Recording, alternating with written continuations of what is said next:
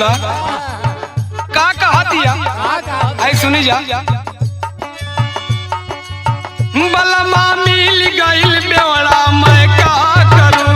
बलमा मिल गइल बेवड़ा मैं का करूं बलमा मिल गइल बेवड़ा मैं का करूं बलमा मिल गइल बेवड़ा मैं का करूं बलमा मिल गइल बेवड़ा मैं का करूं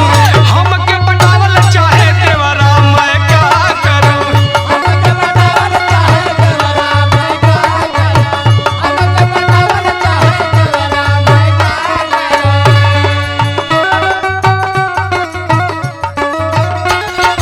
जियो भैया जियो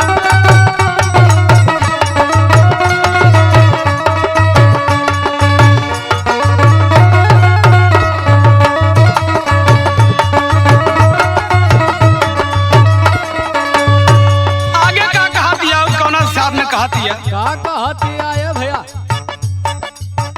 पाउडर क्रीम वो ठलाली लगावाली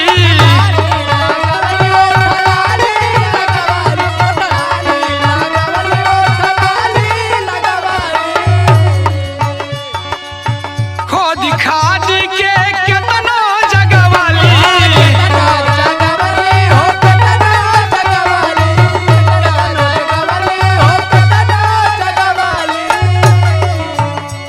हाँ पाउडर क्रीम वो ठलाली लगावाली खोद खाद के केतनो जगवाली होके सूती जाला चौड़ा मैं का करूं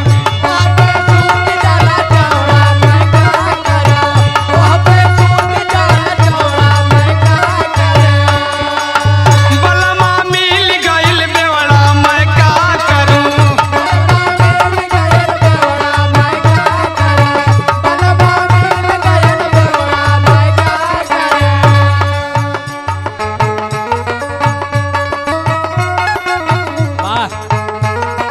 क्या बात है पंकज भैया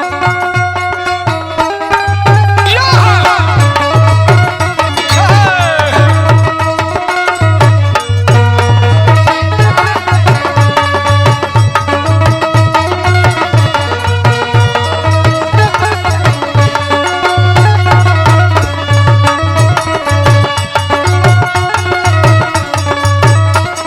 आगे का कहा दिया घनश्याम भाई का कहती है आई सुना जा आपन दुख साखी कैसे बताई कैसे